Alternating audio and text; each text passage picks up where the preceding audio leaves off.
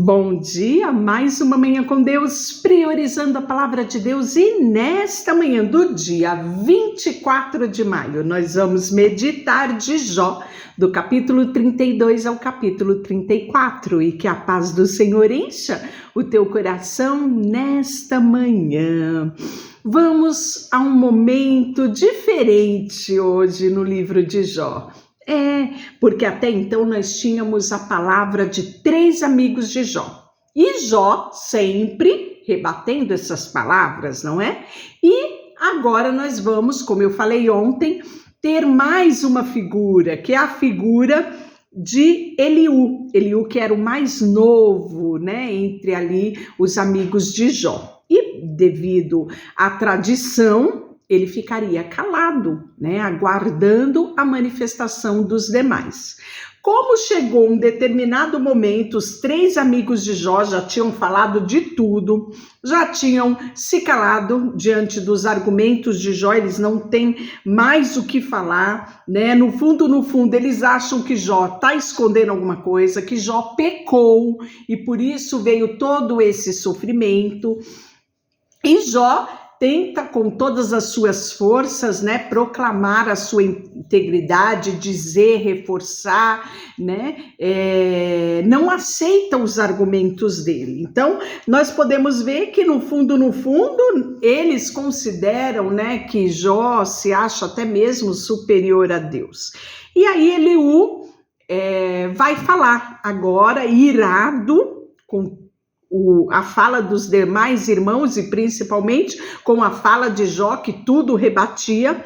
E só que Eliú, ele vai trazer um novo ponto de vista aqui. Se os amigos de Jó, os 3 primeiros amigos de Jó, achavam que Jó tinha pecado e que por conta desse pecado que estava oculto, sobreveio a ele todo esse sofrimento, né? Essa era a ideia desses 3 amigos de Jó, que Jó precisaria se arrepender desses pecados. Já Eliú, ele vai falar que o pecado de Jó é presente, ou seja, ele não aceitou o sofrimento e que ele tenta trazer, né, um argumento, ele tenta contender com o próprio Deus, né? Ele mostra até no texto dele que Jó considera Deus um injusto, né? Então, para Eliú, o pecado de Jó é não aceitar o sofrimento e que com isso tornou Jó até mesmo arrogante diante da fala dos seus amigos e do silêncio de Deus. Então, é esse o olhar que Eliú vai ter. Então, sem mais delongas, não é? Vamos então à fala de Eliú. Cessaram aqueles 3 homens de responder a Jó, no tocante ao ter ele por justo os seus próprios olhos. Então se acendeu a ira de Eliú, filho de Baraquel, o Buzita, da família de Rão. Acendeu-se a sua ira contra Jó, porque este pretendia ser mais justo do que Deus. Também a sua ira se acendeu contra os 3 amigos, porque mesmo não achando eles o que responder, contendiam com Jó. Eliú, porém, esperava para falar a Jó, pois era o mais novo de idade. Vendo Eliú, que já não havia resposta na boca daqueles 3 homens, a sua ira se acendeu. E Eliú vinga, né, ali com as suas palavras, o seu direito de responder a Jó. Disse Eliú, filho de Baraquel: eu sou de menor idade, e vós sois idosos. Arrecei-me e temi de vos declarar a minha opinião. Dizia eu: falem os dias e a multidão dos anos ensine a sabedoria. Na verdade, há um espírito no homem, e o sopro do Deus Todo-Poderoso é que o faz sábio. Os de mais idade não é que não são sábios, nem os velhos os que entendem o que é reto. Pelo que digo, dai-me ouvidos, e também eu declararei a minha opinião. Eis que Aguardei as vossas palavras e dei ouvido às vossas considerações, enquanto, quem sabe, buscáveis o que dizer. Atentando, pois, para vós outros, eis que nenhum de vós houve quem refutasse a Jó, nem o que respondesse às suas razões. Não vos desculpeis, pois, dizendo, achamos sabedoria nele, Deus pode vencê-lo e não o homem. Ora, ele não me dirigia palavra alguma, nem eu me retorquirei com as vossas palavras. Jó, os três estão pasmados, já não respondem, faltam-lhe palavras. Acaso os deve esperar, pois não falam? Estão parados e não respondem? Também eu concorrerei com as minhas respostas. Declararei a minha opinião, porque tenho muito a falar e o meu espírito me constrange. Eis que dentro de mim sou como vinho sem respiradouro, como odres novos prestes a arrebentar-se. Permiti, pois, que eu fale, para desafogar-me. Abrirei os lábios e responderei. Não farei acepção de pessoas, nem usarei lisonja com os homens, porque não sei lisonjear. Em caso contrário, em breve me levaria o meu Criador. Então, ou seja, o capítulo 32 é somente justificativos, né? É a explosão de Eliú, né? Como ele fala, como um odre novo, tô prestes a arrebentar. Ou seja, já fiquei calado demais. Então, Eliú vai repreender a Jó. Ouve, pois, Jó, as minhas razões, e dá ouvido todas as minhas palavras, passo agora a falar. Em minha boca fala a língua. As minhas razões provam a sinceridade do meu coração, e os meus lábios proferem puro saber. O Espírito de Deus me fez, e o sopro do Deus Todo-Poderoso é que me dá vida. Se podes, contesta-me. Dispõe bem as tuas razões perante mim e apressa-te. Eis que diante de Deus sou como tu és. Também eu sou formado de barro. Por isso não te inspiro terror, nem será pesada sobre ti a minha mão. Na verdade, falaste perante mim, e eu ouvi ao som das tuas palavras. Estou limpo e sem transgressão. Puro sou e não tenho iniquidade. Eis que Deus procura pretexto contra mim e me considera como seu inimigo.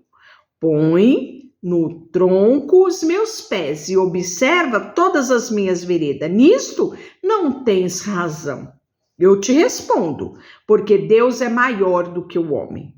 Por que contendes com ele? Afirma que não te das contas de nenhum dos teus atos? Pelo contrário, Deus fala de um modo sim, de dois modos, mas o homem não atenta para isso.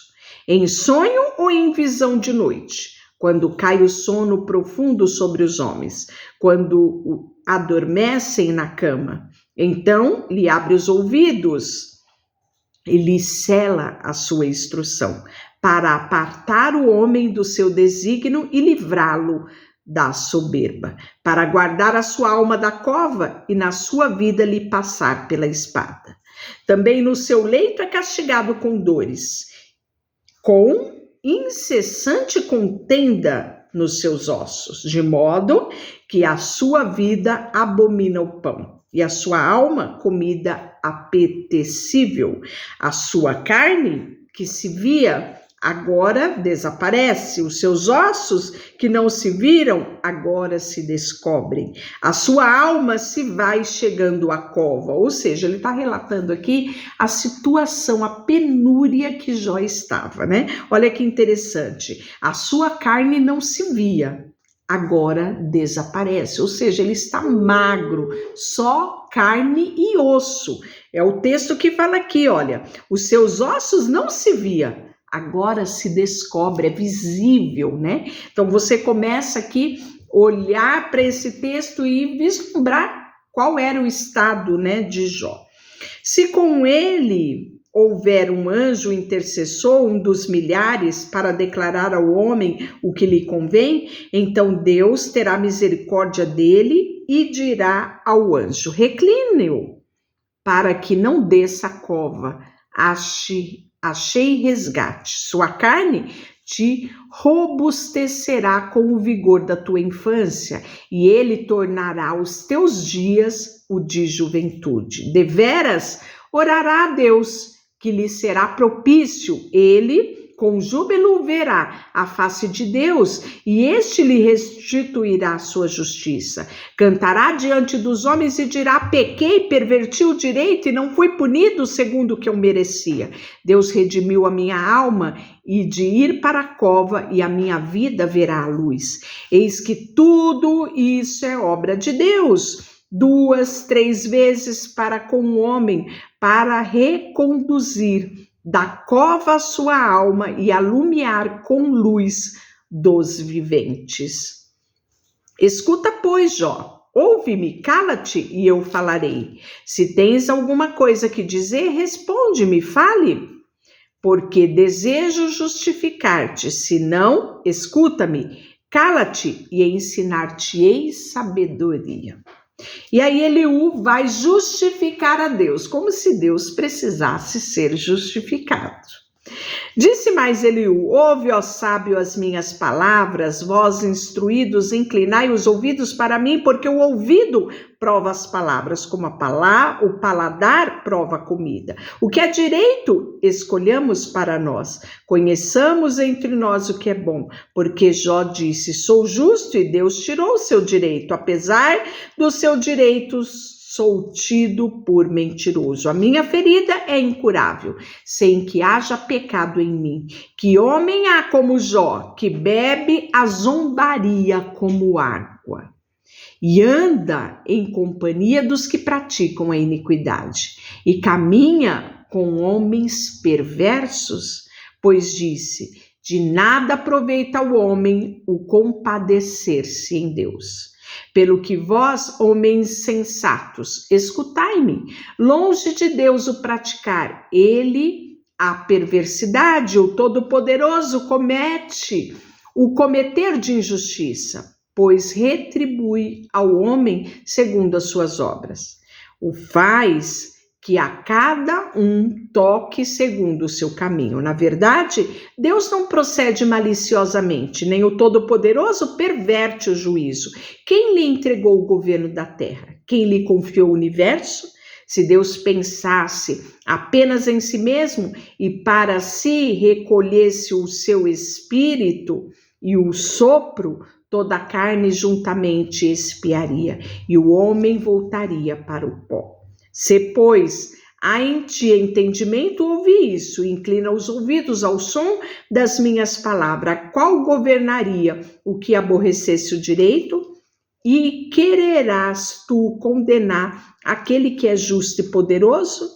Dir-se-me-ia o rei, ó vil, e os príncipes, ó perverso?